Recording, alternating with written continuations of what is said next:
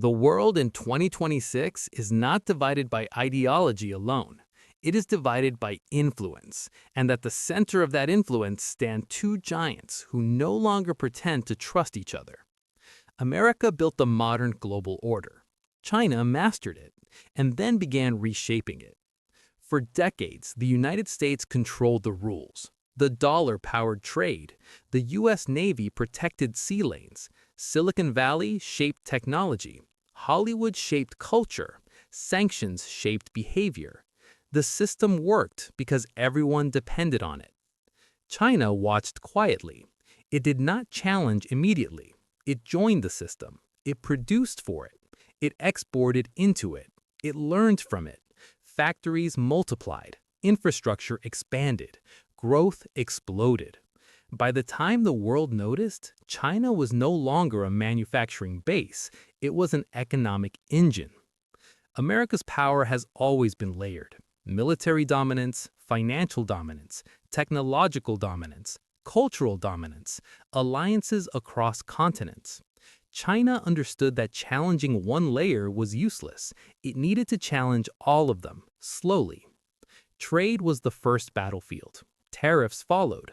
Supply chains shifted. Companies diversified. Yet interdependence remained deep. The world could not separate the two without hurting itself.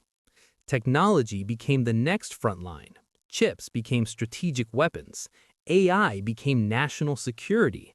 Data became power. America restricted exports. China accelerated domestic production. Both raced for control of the future. Taiwan became more than an island. It became leverage. Semiconductors became pressure points. Every military exercise carried economic consequences. In 2026, the question is no longer who is richer. The question is who sets the rules. America still controls the global financial system. The dollar remains dominant. Sanctions remain powerful. Access to Western markets remains valuable. But overuse creates resistance. China offers alternatives: trade in yuan, infrastructure funding without political conditions, digital currency experiments, regional influence through investment. Developing nations weigh options carefully. Alignment is no longer automatic. The world is fragmenting into overlapping spheres. Military power still favors the United States globally. Bases span continents. Carrier groups project force. NATO expands. Alliances remain strong. But China's military grows regionally. In its neighborhood, balance shifts. The South China Sea becomes contested space. Airspace becomes crowded. Miscalculation becomes risk. Information warfare intensifies. Narratives compete online. Influence campaigns blur truth. Public opinion becomes strategic terrain. Economically, both giants carry weaknesses. America faces debt levels never seen before. Political polarization weakens unity. Confidence wavers during elections. China faces slowing growth, demographic decline, property market stress, youth unemployment. Control tightens as uncertainty rises. Neither side is invincible. Both are resilient. The real control of the world is not about flags. It is about systems. Who controls supply chains? Who controls finance? Who controls standards? Who controls emerging technology? In Africa, China builds ports and railways. In Europe, America reinforces security ties. In Asia, countries hedge carefully. No one wants to choose permanently. Energy markets reflect competition.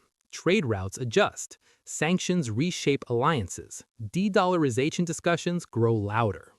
In 2026, power is less about direct confrontation and more about influence webs. The United States controls the current system. China builds the next one. The world stands between continuity and transition. And history shows transitions are never smooth. The world watches Taiwan closely. But Taiwan is only the surface of the deeper struggle. Semiconductors are the lifeblood of modern economies. Every chip shortage reminds nations how dependent they are. Taiwan controls a disproportionate share. Whoever influences Taiwan influences technology, industry, and military capability globally. America guarantees Taiwan's survival indirectly through weapons, intelligence, and alliances. China asserts it as unfinished business, a core national interest.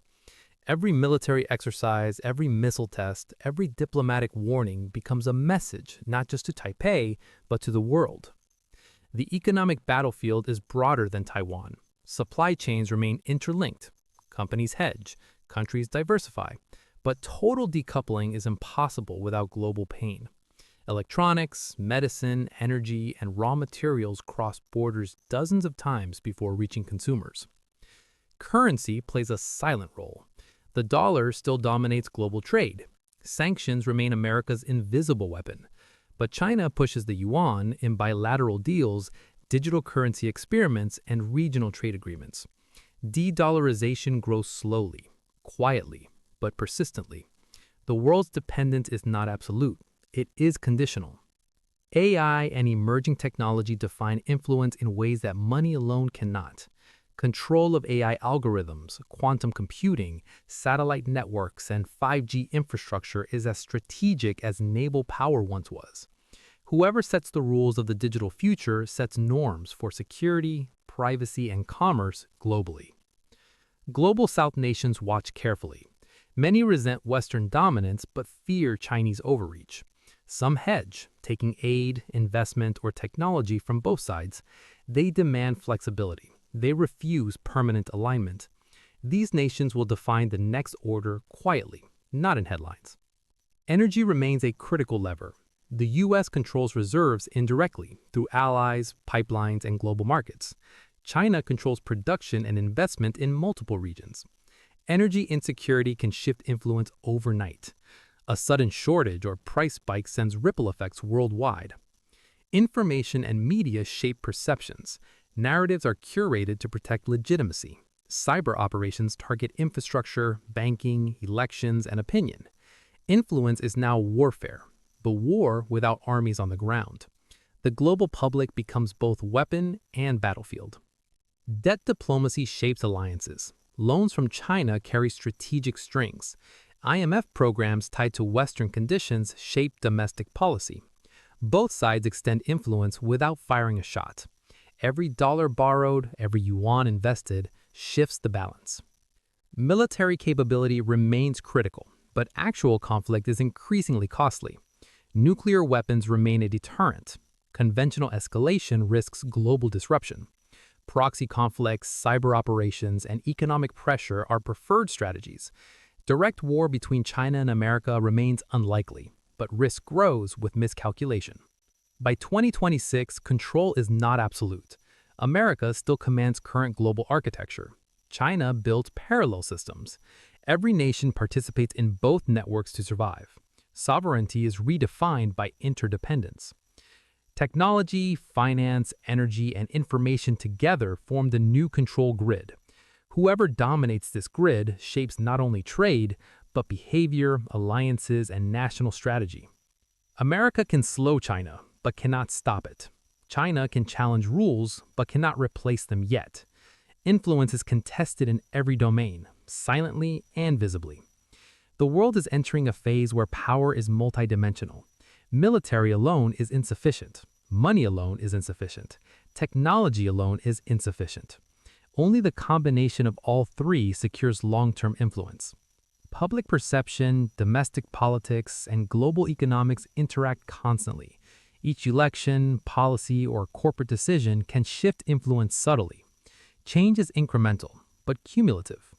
The narrative of control is now contested openly. China claims legitimacy through growth, investment, and narrative control. America claims legitimacy through institutions, alliances, and historical dominance. Both tell the world they lead, while every other nation hedges silently. The true power is measured not in bombs or borders, but in systems.